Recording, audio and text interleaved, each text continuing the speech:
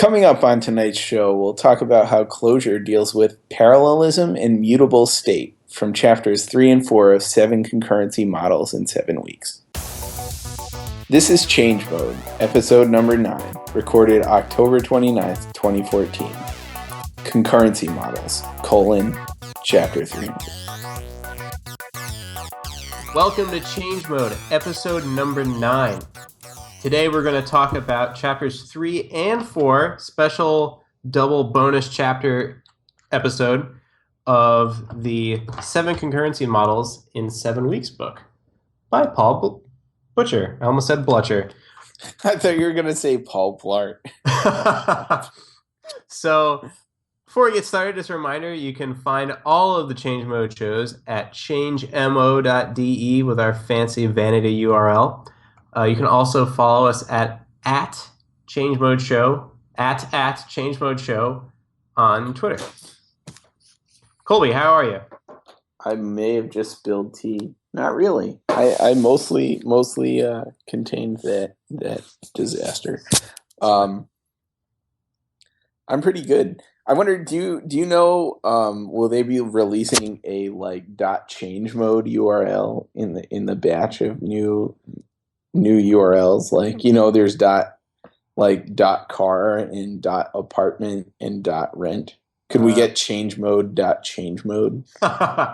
would be awesome. Or change mode computers. Another good one. That would be good. Well, maybe someday. Sean says it'll cost $1 gazillion. Can you just make up your own top level domain? I feel like we should know the answer. No, I don't believe you can. They have to all be registered through ICANN. But when I bought, even buying .de was, they are, if you want any, .movie or .computer or they are like hundreds of dollars. It is a racket. Yeah. Are we required, because we have a .de domain name, to do this show in German? I did have to make up a fake German address to buy it. So really? I could be breaking the law. I don't know. Sounds like you might be. And those Germans don't take too kindly to having their laws broken. No, I probably shouldn't admit to any more crimes, so I'm going to turn off my mic now. Okay, that's fair. Shit's going down. So, you're good. I'm good. Things are great. Wrote some iOS code today for the first time. Pushed it out. No big deal. That was exciting. Yeah, that was lots of fun. It felt so powerful. Like, I added a thing to a plist, one of those XML files, and just made a button appear on the screen.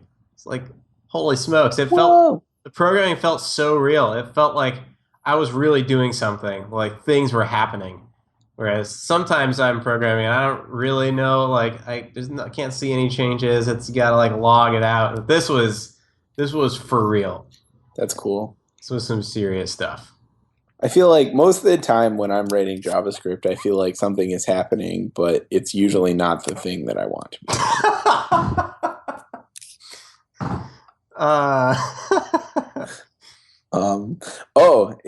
Today at work we were discussing how to convince the greater work population that they should be writing React for their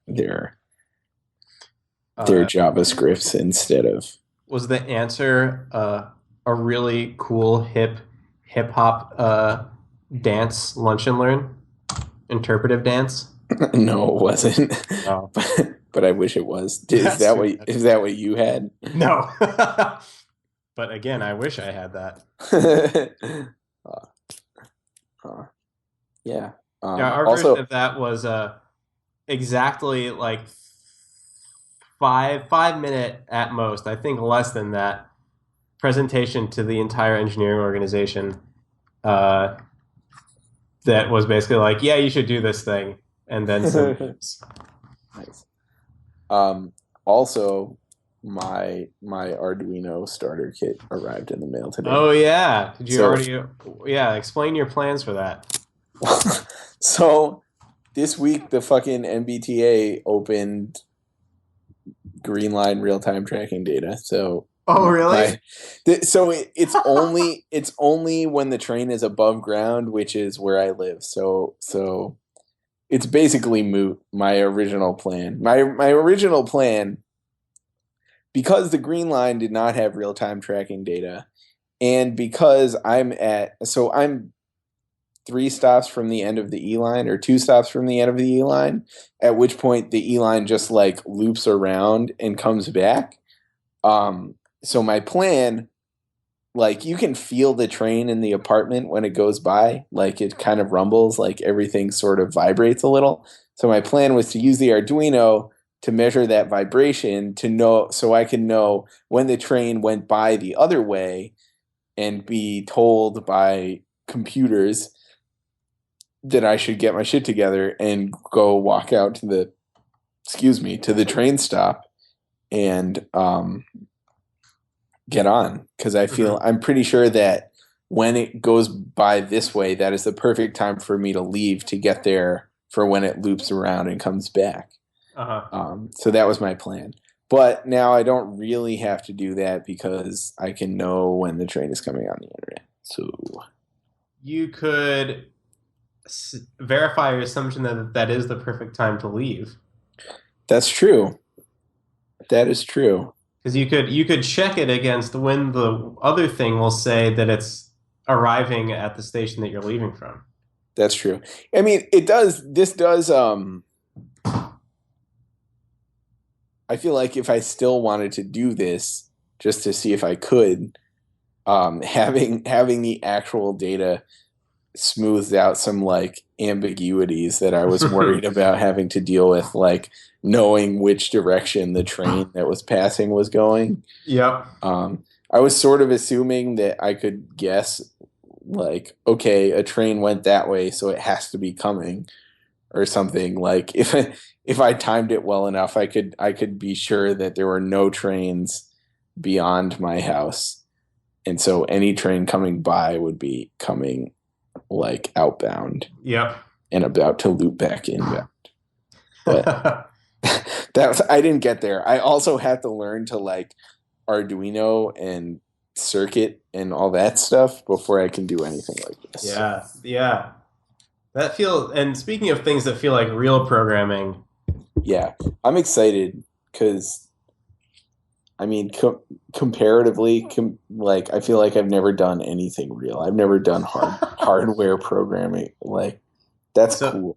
So you're not going to set up the Node.js wrapper around the Arduino library so you can write JavaScript and run it on your Arduino? Oh, I might do that. But there's also like a closure wrapper too. So, what an excellent segue. Though I don't know if the closure runs on the Arduino or if it's just... No, I think it like compiles out to C or something like that.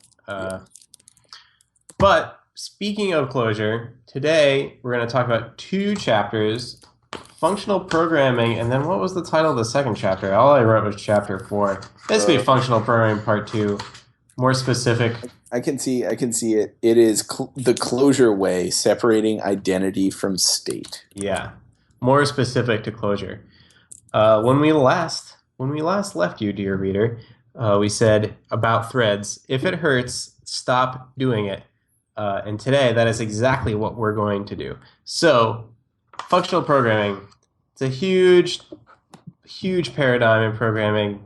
I think often people split programming languages into 2 camps, imperative and functional. But that is not entirely fair. Like, there's plenty of languages that are both and neither, or one and not the other. But still, it's all vague. But it's like probably the biggest one that people know of outside of imperative object-oriented programming. And Colby, what is functional programming? Define it. Give us a definition. So, well, I feel like functional programming is when all, like, generally speaking, a functional language has a couple distinguishing features, one of which is that it has immutable variables. Yep. It has, like, the primary language constructs are functions, which are like pure functions. So as a result of the variables being immutable, like, you can't change the value of a function. So, given a set of inputs to a function, that function will always return the same output. Is that what a pure function means? Correct. Okay.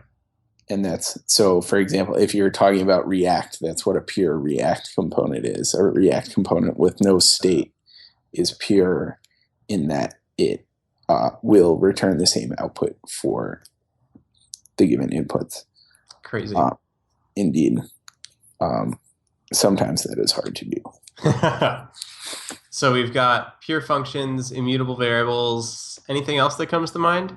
Probably, I think first-class functions is probably... Yeah. What are first-class functions? So it's so hard to define. Yeah. It's weird. I think it's strange because I feel like if you've never used a language that doesn't have first-class functions, you wouldn't know that it wasn't a thing. Right. Which I feel like I sort of assume Java does not have first-class functions. It doesn't until the new version of Java, which no one uses, like Python 3. Right. Java less than 8. Yeah. So a first-class function is a function that you can... I guess the idea is that you can pass the function around like a value. So in the same way that you can assign a string to a variable and pass it around to different functions or whatnot, you can assign the function to a variable and pass it around and call it as you would. Yep. As you wish. So I feel like those are all pretty big, like, functional language things. So PHP has first-class functions now, right? Because yes, PHP has like lambdas or whatever. Right. So you can assign, and I think the biggest way I can distinguish this is if in a language you can pass the literal syntax for declaring a function into something as a function, then it has first-class functions, right? Yeah. Yeah. Sweet. Yeah, so functional programming, it's interesting. It's kind of interesting that they bring it up in this book, a book about concurrency models, because functional programming in and of itself is not a concurrency model, although it figures prominently into almost every other concurrency model in the book. Certainly the next two. That would be the closure way and basically the Erlang way. Mm-hmm. One of the reasons it's super useful is because there is no mutable state. All variables are immutable. And that's kind of helpful for a number of reasons. Like, say, it makes things way easier if you're passing around data. If you can guarantee that a reference to that data won't, the data contained in that cell won't ever change, then you get around a lot of these race condition problems, because if you want to mutate that data, basically, and there's a couple examples in this chapter that go over that, you need to create a new variable with the new data. So a typical thing you might do is, if you want to write a function that increments a variable in a functional language, you would take in the variable you want to increment and return that variable plus 1.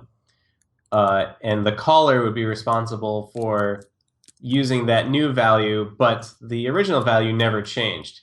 We didn't say like x equals x plus 1. We just said return x plus 1. So that's the big reason, I think, for why immutable state is valuable for concurrency and parallelism. Does that check out with you, Colby? Yeah, I agree. I think, like you said, because you don't, like, generally speaking, a reference to a value will never change. So if you have a reference to a map or a number or anything, when you read that, it will always be the same. So you don't have to worry about the things that happen in Java where things get written before you would expect them to, or, Yep. la-di-da, and then, you get the wrong number because some crazy shit happened. So, and another important distinction in functional languages, and I don't know how to describe this, but like a side effect of whatever this property is there are no while loops. There are no control structures, right? Except maybe if. In functional languages? Right. Well, yes. I mean, there are control structures, but I think generally they're just functions. Like, I don't really know how they work. I don't know. So what's an example of what you're trying to think of? So in Clojure, there is an if statement that is basically a function that takes 3 arguments. The first one is the condition, and the last 2, the second one is the value it should return if the condition is true, and the third is the value it should return if the condition is false. Yeah. I don't know, like, what else would you consider a control structure? For loops, while loops, if, else if. So Clojure does have so I think this probably depends pretty heavily on like how intense your functional language is. I know I don't know if you remember working in Scheme, Dan, but you basically did everything. Everything you did with using recursion, which was partially because of Schemes. Like everything in Scheme is like it was a list, right? Yeah. So that was the thing, and every list has like a head and a tail, and the tail contains all the elements except the first. And like you could like recurse the crazy, very confusing. I think Clojure has. So the one thing I don't entirely understand, like Clojure has this like loop recur construct where it's basically it's a function called loop, and then you pass more functions into the body, and when you want it to do something again, you call this recur function. I mean, it seems to be just like functions at the end of the day. I don't entirely understand it though. But I think there is also a while function too. So interesting. I didn't see any of those things. Yeah, I guess looking it up, I do see a while. Right. Some of these are things I've come across other places. I'm pretty sure I saw the loop recur one towards the end of chapter 4 somewhere. But I don't know where. So, anyways, but Clojure, I guess the distinction is probably that you don't have a control structure like a for loop that mutates a variable in order to like perform the loop, right? Right. But so it took me a while to get good at thinking of all of those control structures functionally. So when I'm programming, I expect when most people are programming,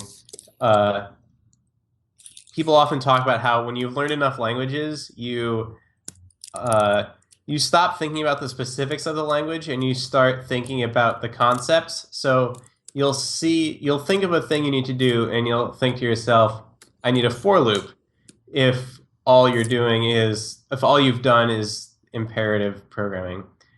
But once you do functional programming, there is no for loop. So if you do both functional and imperative programming, you come up with this other abstraction. I don't have a name for it, but like I want to iterate through a thing and keep track of where it is a for loop in some places, but in other places, it's a function that takes some data that you actually care about, and then another piece of data, which is where the last function left off. And so if you want to iterate, you can have this top-level function that goes through, calls another function with a certain set of data and then loops back to the top, passing in like its own index plus 1. So again, return index plus 1, but instead of returning, you're recursing back. And now you have a for loop or a while loop, as the case may be. You can do a very similar thing there. Right. Yeah, a while loop would just be that with an if check on the bottom, or a guard in Erlang parlance. Yeah, so that one bent my mind for the first couple months I did functional programming. Yeah, agree.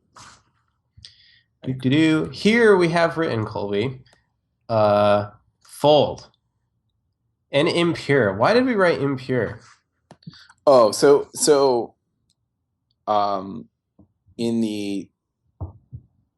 if you imagine functional programming is the superset of languages that are functional. There are pure and impure languages. Pure languages don't have any state ever. You can't like mutate state. Well, you can, but I guess to me, I think your functions are always pure. I'm not entirely sure how to make this distinction, because obviously, so Haskell, for example, is a pure functional language, and I don't understand how, there are ways of keeping state in Haskell. So Haskell has refs, which are I guess it's similar to something we'll talk about in a little bit called software transactional memory. And I don't understand how Haskell can have that and still be pure, and Clojure can, but it's not pure. Yeah, I'm recalling that we had an episode with Tom on about functional programming. Yeah, where is Tom when you need him? I don't know. Damn it. Okay, so there's pure and impure functional languages. Clojure is impure. One of the more impure ones, I think, if there's a spectrum. Yes. So the idea with Clojure is that the defaults, the default data constructs, are immutable, but it provides several ways of storing mutable state, which is what makes it impure, I guess. Yeah, and I think we'll talk about some of those later. But I think my problem with this is, if you're storing state, I'll bring this back up when we get to the next chapter where this is talked about. So let's real quick talk about fold. I forget what fold is, and there's left fold and right fold, right? Yeah. So I think the way we got to this is in chapter 3, the first task you go about parallelizing is a reduce. Yep. Correct. Yep. So, a reduce in a functional world, a reduce takes a value and a function, and I guess it usually takes some sort of sequence. So a list, or an array or a vector. It depends on what language you're using. And it for each value in that list applies a function to it, which takes the value and some smaller new value so far. So, this is hard to explain. This is very challenging to explain. So what is reduce then? Maybe that's a better way to tackle it. What is reduce? Right. When you say your first challenge is reduce, what's the goal that fold helps you with? Well, so I guess in this case, I think the trivial example is you given a list of numbers, so I think they just did a range from 1 to 1 million or something. Mm-hmm. reduce adds that entire list of numbers together. So it sums the entire list. Yep. So it adds, for each value, it adds the value to the sum of all the previous values. And that operation, each one of those operations is a fold, right? Maybe, yeah. I'm not entirely sure what like. I don't know. Why did we say fold? Well, fold is an important thing. They're geological folds. That's true. These things matter. That is true. But in any case, that operation of like adding every single value in a list together is inherently pretty parallelizable, because you can, like, it doesn't matter in what order those things happen, the answer will always be the same. So you can chunk up that list into sections and perform, like, each individual section at the same time, and then once they're all done, bring them back together and sum all the results of the reductions of the smaller chunks of the array. How is that different from MapReduce, though?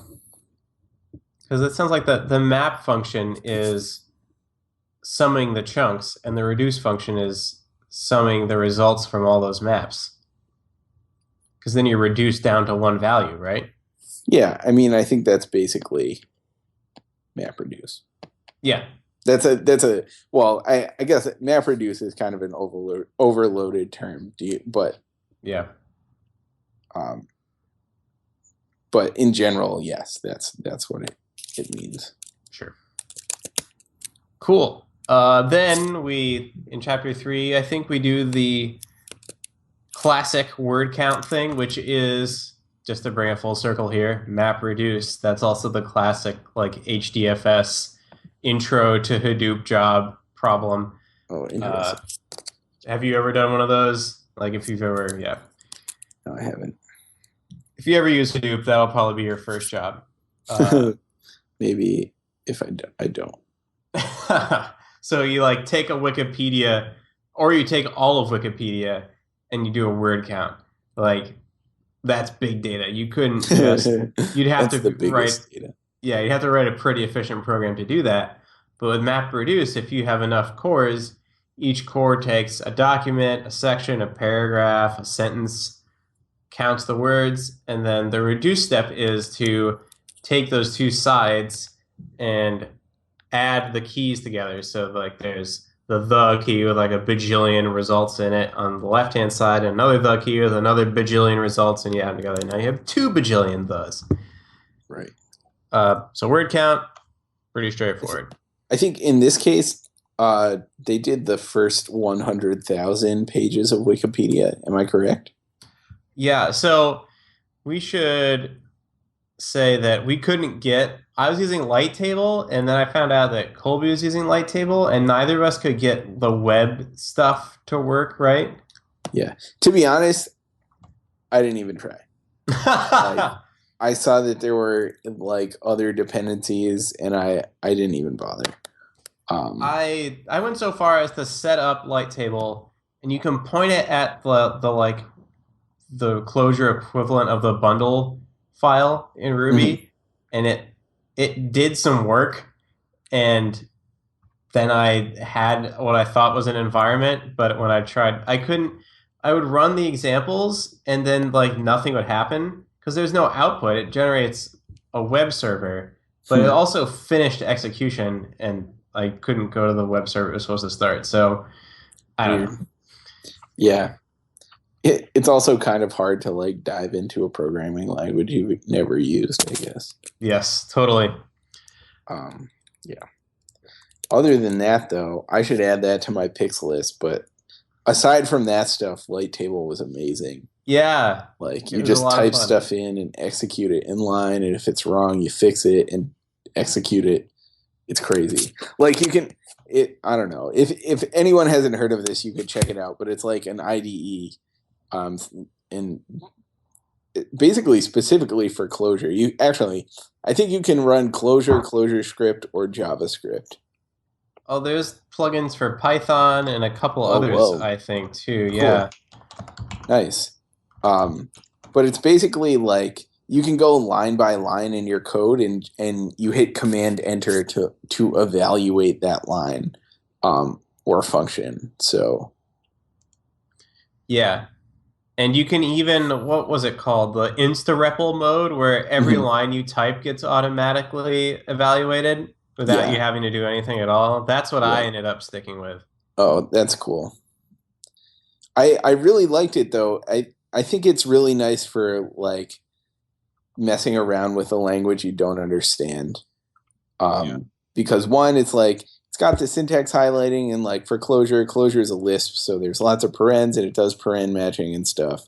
But like you didn't have to like leave the application, like run it from the command line, look at some weird error that you didn't understand, go back, like try and figure out where the weird error was coming from.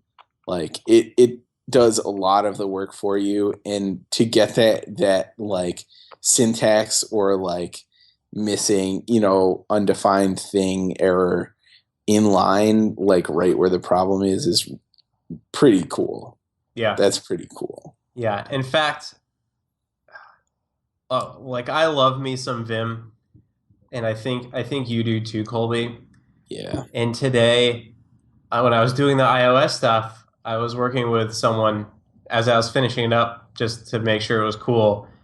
And I said, I really wish that I could see the request that it's sending, but, I don't know how to log it out. I don't really have like a feel for the system. He's like, why don't you just put a breakpoint in there and see the request it's about to send?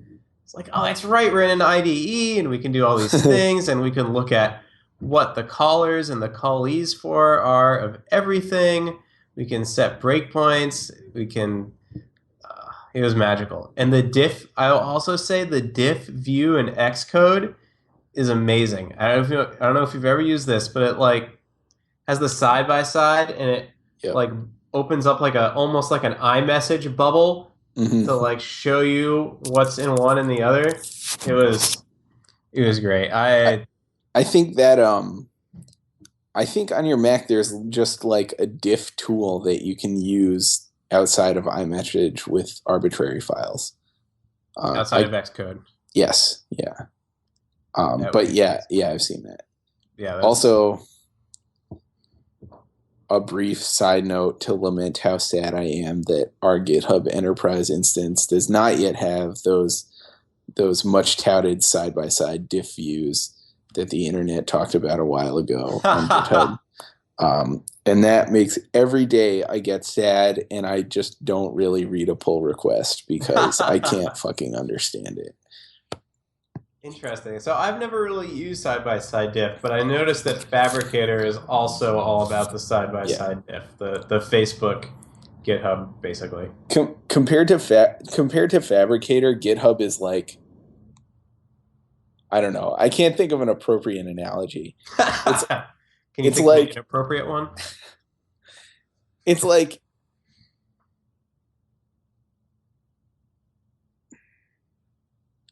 I feel like there's a really like I want to say it's like a Toyota versus like a Porsche or something. But that's not really what I want. There's like it's like I'm trying to think of something like really I got it. It's like the iMovie to the old Final Cut Pro. It's like one is for children who are like just getting into this kind of thing, and one is for people who actually need to review code for their job. Like I don't know. Like the thing that really gets me is that you can't like in Fabricator you can do a bunch of like line by line comments and commit them all in a like and save them all in a batch. Because like often I want to say like I have more than one thing to say in line in a file, or I have like it's like useful to be like I think you should move this down here and like it's just so annoying. And then like every time I press commit, I know the person's going to get an email and like pinged in HipChat and like every time you add a line comment in a request. Yeah. Right. But I don't know. I really miss Fabricator. That's one thing I miss a lot from working at Facebook because it's really great. Anyways. I digress. Yeah, so Clojure, right? How about that? Yeah. What were we talking? I'm totally lost. So we just finished talking about reducers. We skipped over PMAP, though. Do you want to talk about PMAP at all? So I think PMAP is a similar thing. It's like the P in PMAP stands for parallel. Right. So it's doing the parallelization part of the map reduce for you. Right. Gotcha. Yeah. Cool. So, and then there are like, so there's PMAP fold and then like reducers, which is a different thing entirely, I think. Reducers are different than folds? Well, so I think it may be the case that a reducer is what is the result of a fold, like a parallel fold. And it's like, it's sort of like a sequence. So this might be going in too deep for tonight, but a sequence, Clojure has lazy sequences. And what that means is when you perform an iterative operation like map, normally in a language, when you call map, it would immediately run the function you gave over each value in the array and return a new array. Clojure doesn't do that. It doesn't. It's lazy, so it won't actually run. What does lazy mean in this context? Just because I don't think we've talked about that yet. Well, that's what I was trying to explain. Okay, so you're explaining what the lazy attribute of Clojure is. Right. So when you call map on a list, and just to be clear, this is usually said lazily evaluated, right? Right. Yeah. Okay. So when you call map on a list in a lazily evaluated language, you get back a new array with the new values. In Clojure, you don't get back a new array. You get back what's called a sequence, which is it's basically instructions for how to get the value that will be generated by that map operation. And that sequence will not actually calculate the result of the map until it has to. So from what I understand of reducers are like a step farther than that. Reducers are like instructions for calculating the sequence that will calculate the value that you want back from the thing. Oh wow, yeah. Which I guess is like I from what I gather, this is like really pushing the bounds of what I'm understanding here. But I guess that helps with parallelizing stuff and making it fast. Like, because it's doing almost no work at all, and then all the work is pushed off to the other threads. Yep. But yeah, that's awesome. Yeah, it's crazy and it's very confusing. So we had at work the other day, someone was messing around with Facebook's like immutable JS library, and that also has lazily evaluated sequences. So he was mapping over some like array, and he was basically running map over an array, and in the closure for that, like in the function passed to map, that function closed over a different like value, and it did some stuff with that value. So it basically added those values into the array for. But later when he actually he didn't realize the the new, like he was generating a sequence. So later when that sequence was finally evaluated, sometimes the external array that had been closed over in the map was mutated, and he couldn't figure out why the results he was getting from the evaluation of the sequence were not the correct results. And it was because he had inadvertently mixed some immutable state into his, he had inadvertently mixed a mutable object that was later changed into his immutable sequence. Wow. Yeah, it was really wacky. So I think the moral of that story is, if you're messing around with immutable stuff in JavaScript, you should go full immutable and not never go half immutable. Right. You can't half-ass it, or bad times will ensue.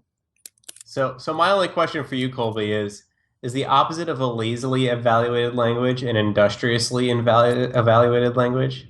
I think so, yeah. Okay.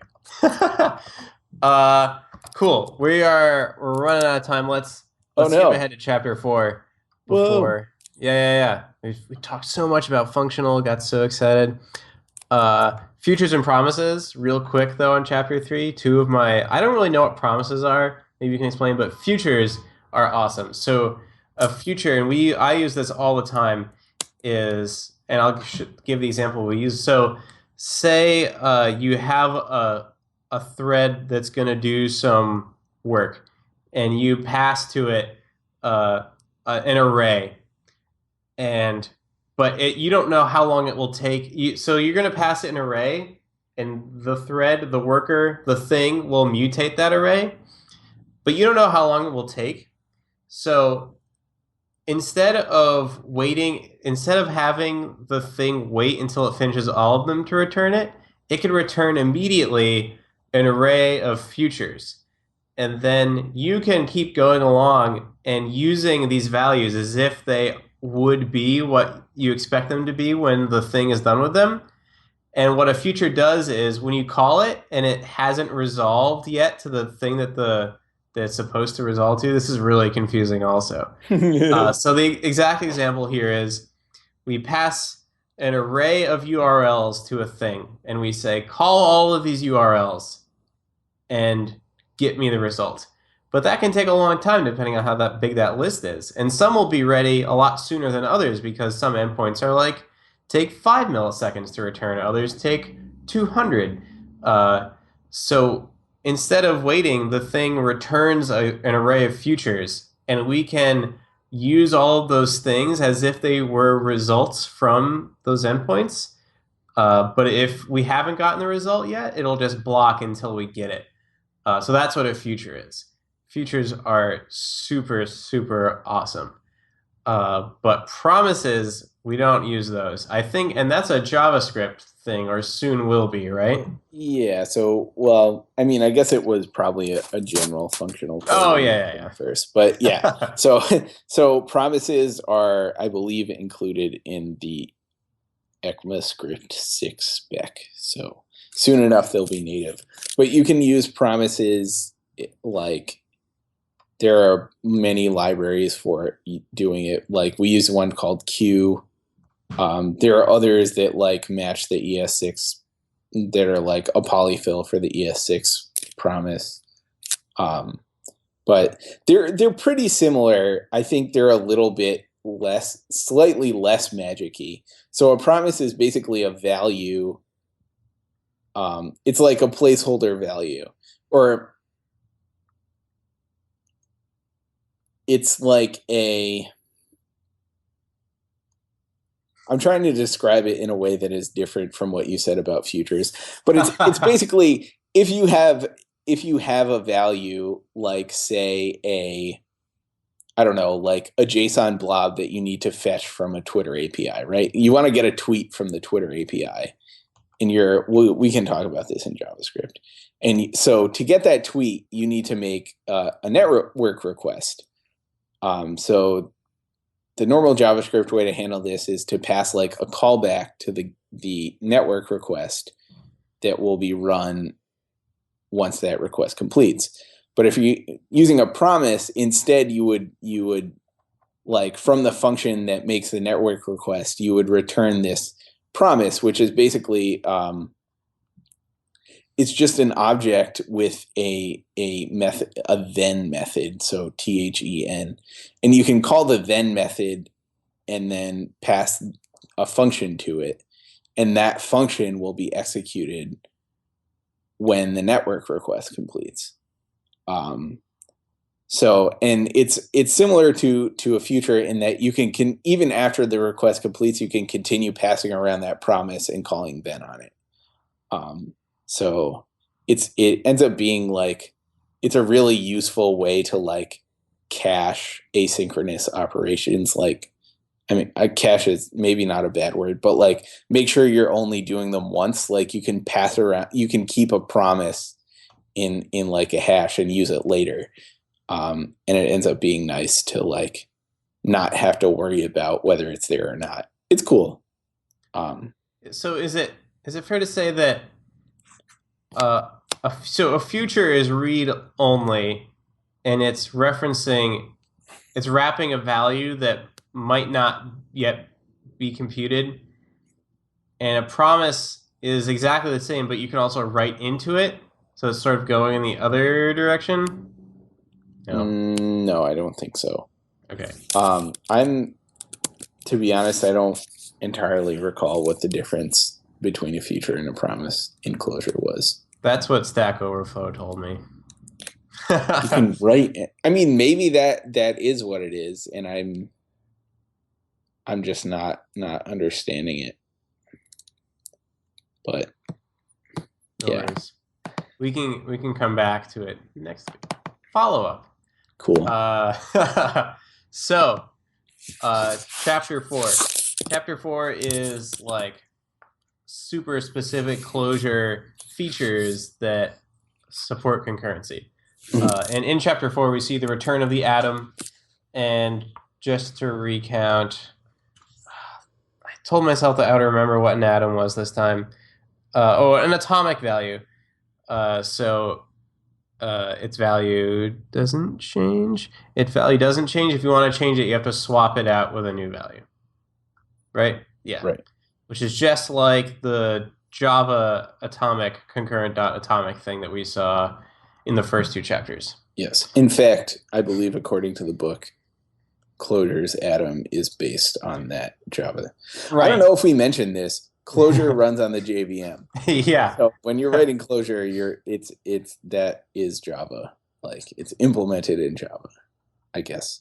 Yeah, and Clojure doesn't just run on the JVM, it's implemented in Java, right? I think so. Yeah, that is the impression I've gotten. Yeah. From the book. But cool. And so my favorite part of these entire 2 chapters was the section on persistent data structures. Where they explain how what you described, where Clojure appears to offer you the ability to mutate a data structure, but then underneath, sort of like how we discussed with copy on write, it's actually doing some pretty complicated manipulations so that you're not changing the data that any reference points to. So for example, if you had a list 1, 2, 3, and you use the good old rackety Lispy cons operator to add an element to the beginning of the list, you wouldn't actually be creating, mutating like the 0th element and then moving all the others over. You would just create a new reference that points to 4 and then So say you have 1, 2, 3. And then you want to insert 4 at the beginning, so it's 4, 1, 2, 3. The old list would still reference 1, but then you'd create a new list which references 4. 4 references 1, 1 references 2, 2 references 3. So it's a singly linked list. And now you have a new list. You haven't changed any references. You've returned a new reference to a list that starts at 4, but the old list still points to the same data, still points to the same location, and has all the same data in it. And I think this is what gets to the whole identity and state question in Clojure. Yes. Which So last night at like 12:30 after I finished like reading this, I ended up watching like an hour-long talk by the guy who wrote Closure about like, yes. Yeah. Well, I'll talk about that more later. But in any case, the metaphor he uses to describe identity versus state is a baseball team. So relevant. Right. I'm sure our producer Sean is watching a baseball game right now. Relevant, yes. So in the spirit of relevance, take for example the San Francisco Giants. So the also relevant, right? the baseball team, the San Francisco Giants, has existed, like the Giants have existed for many years. They've had different stadiums. There are always like the players on the team's roster is always changing. Like none of the players like in the 1990s are on the San Francisco Giants anymore. The team itself the state of the team is completely different, but it still retains that identity as the San Francisco Giants. And that's that was his metaphor for explaining the difference between identity versus state. Yeah, I thought it was a pretty good one.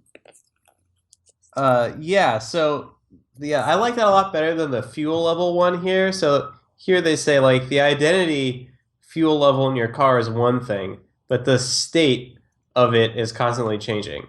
So like the concept of your car has a fuel level is separate from what the actual current level of it is, but the baseball metaphor makes a lot more sense. Baseball metaphors pervade everything. What is it? I think baseball is just so complicated and abstract that it really just applies to everything. That's why it's so boring. Yeah.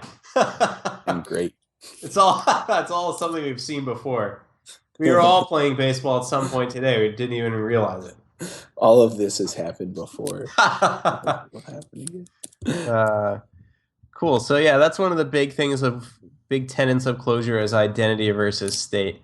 It's pretty unique to Closure. I don't think a lot of other languages talk about it, but I feel like in the implementation of languages, this is probably how a lot of them work because it's a pretty efficient way of doing things. Yeah. Cool. So do you want to? I know we're pushing the bounds of our podcasting time today, but do you want to run through the three different stateful data things in Closure? Stateful data things. Yeah, sure. Or the three different mutable data things. Yeah. Okay. Cool. Go for it. Cool. So there are three mutable data things. The first one is atoms. The second is agents, which are very similar to atoms. And the third is our refs, which is software transactional memory, which is all of these are like kind of the same, but also slightly different. So atoms, an atom is basically a reference to an immutable, like some Closure data construct, which is immutable. As Dan mentioned before, if you can change it, but what you're actually doing is swapping out an immutable value for another one. So atoms have some defining characteristics in that one, I believe the swap operation is synchronous? ? Probably. I think so. So when you call swap, when control returns to your program, that value in the atom will have been updated. When you call swap, you call it with a function that receives the value of the atom, and you return a new value, which is the new value of the atom. So this function is important because atoms do, as a way to manage like race conditions, they do retries. So if your thread, if thread A goes to set the value of an atom at the same time as thread B is already setting the value, thread A will not be able to set the value and will instead wait until thread B has completed, and then it will retry its set. So your function, the function you pass might be called multiple times, so it's really important that it doesn't contain any side effects. And I just confirmed the swap on an atom is synchronous. Right. Cool. So that brings us to agents. Now,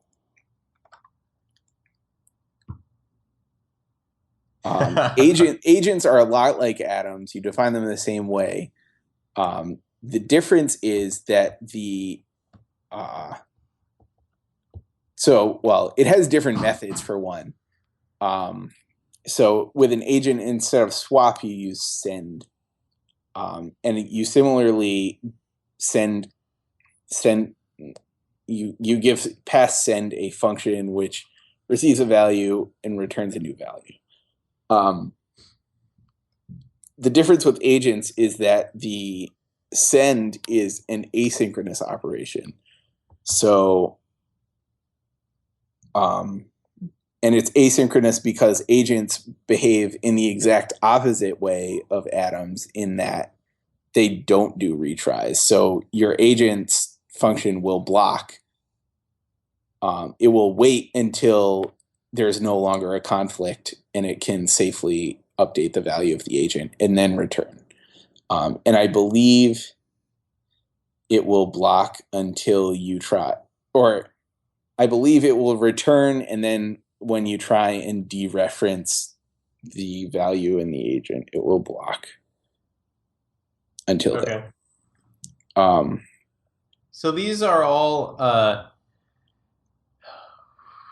constructs that are necessary because Clojure is willing to expose this mutable state to you. Right. And it's willing to expose this mutable state to multiple processes. Right. Yeah. So like this is Clojure's way of protecting you from yourself when you need to share data between. Share mutable data. Right. And then the last one, STM. Right. So software transactional memory. Clojure's implementation of this is called refs. I believe it is also Haskell's implementation of STM is also called refs. So this is interesting. This brought me back to database class. Yep, I can see why. A very databasey thing. So you would use software transactional memory when you need to update multiple mutable values. So the idea is that you can do, I guess there's an idea of a transaction in which you change the value of your ref, and similar to an agent,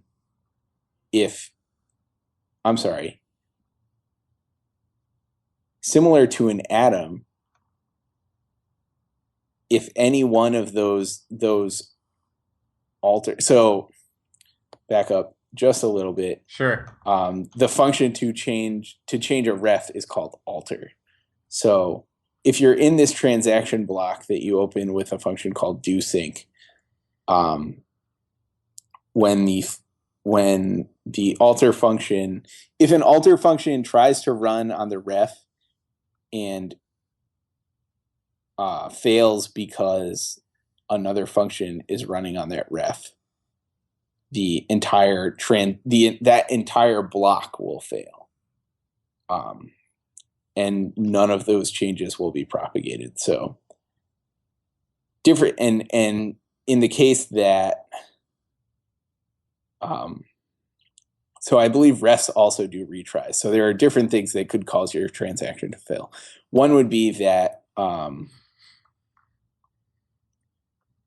the ref is being mutated by a different thread. Yep. A transaction lock in database terms. Right. So in that case, the update will fail. It'll roll back the transaction, and it will try it again. Okay.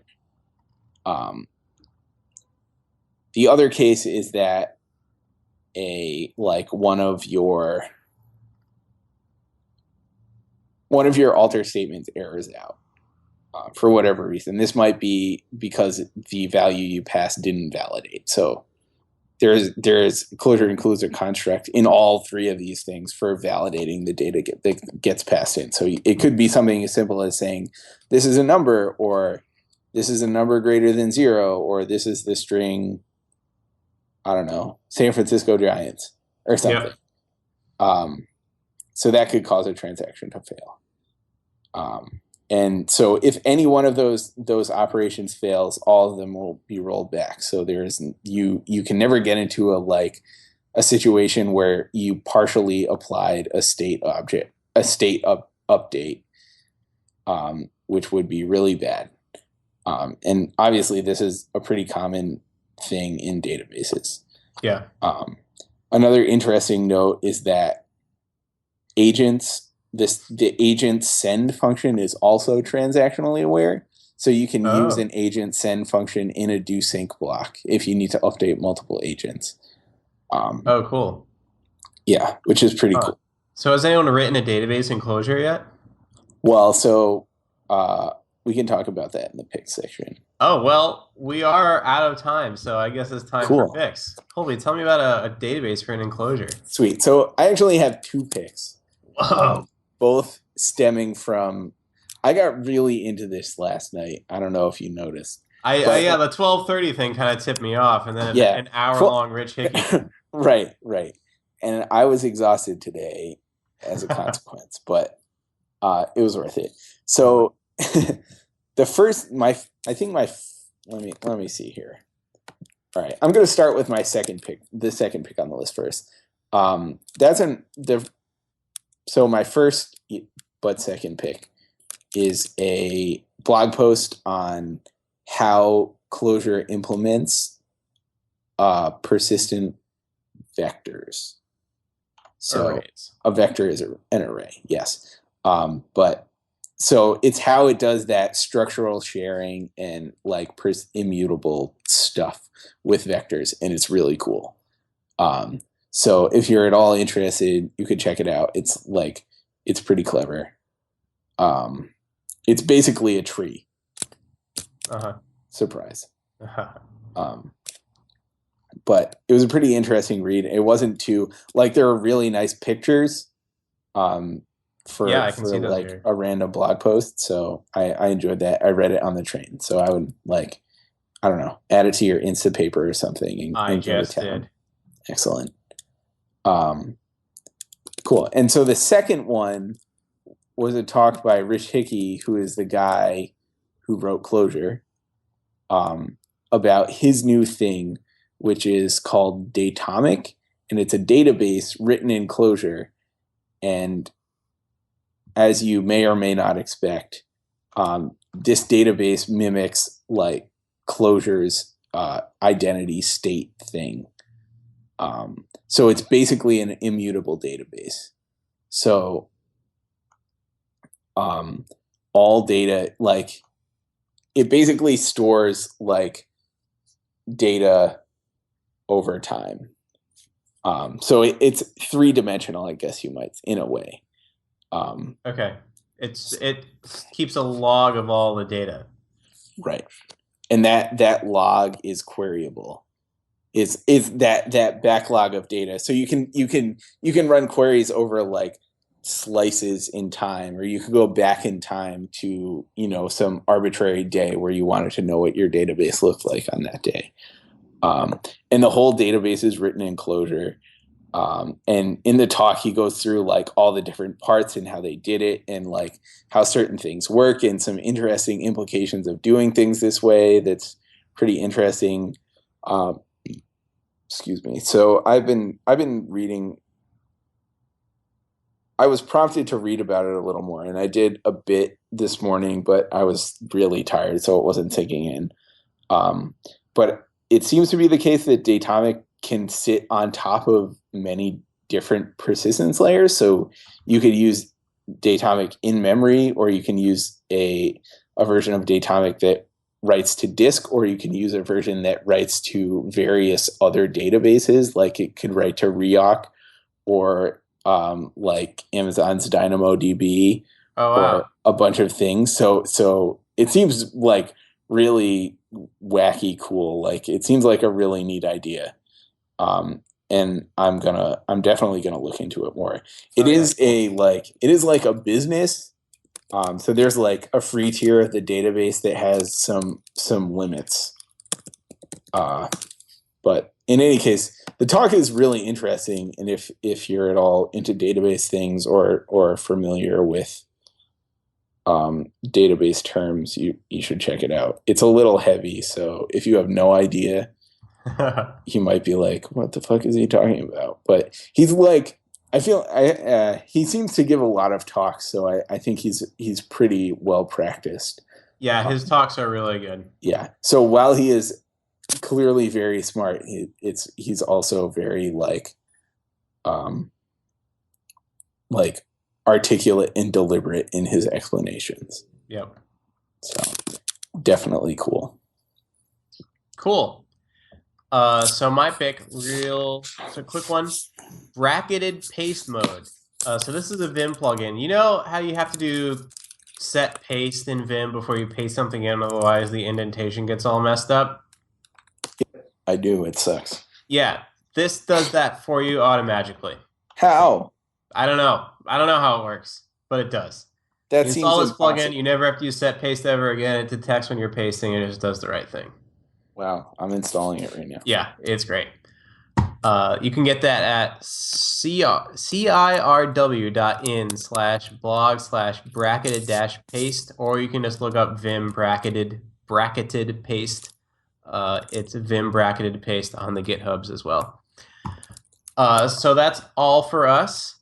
Please join us probably next week, for Chapter 4, which I am super excited about because it's about Erlang and Elixir. I am so two of my favorite things in the world. I'm pretty excited too, because you've had to hear me talk about this for years. Yeah, and I didn't take that class with you, so I never got like forced into it. So I've never actually done it.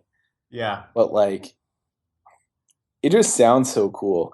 You know, I've been getting really like. This has been like, reading through this book has been really cool, but especially the last two chapters, and I suspect coming up to the next two, I've just been getting super sad because like there are so many languages that like take really cool and I think like useful approaches to this stuff that we do every day, and I'm stuck writing fucking JavaScript. And it's just like, I like JavaScript as much as the next guy, probably more than the next guy, statistically speaking. But like, I just want to like try, I don't know, like, it's just not quite working. It could be so much better. And I can see, I'm at the point with this stuff where I can see ways in which it is bad, and I can start to imagine ways in which it could be better. And when I get to mess around with like, interesting approaches to things like Clojure, I can see like I'm the curtain is pulled away, and I can see the ways in which it can be better, and I get really sad that I can't live that life right now. Yeah. Yeah, it's a shame. Did you ever watch the Brett Victor talk about how when he pretends to be from the 1970s? Yeah. Yeah, that's what a lot of this comes back to, is we've had these ideas to make things better for 40 coming on 50 years now, and we still don't use them. We use JavaScript. Right. So it's interesting. But please join us next week, Wednesday. Episode will be released sometime after that. We're going to talk about Elixir and Erlang Chapter 4. Make sure to check out changemo.de for that episode, all past and future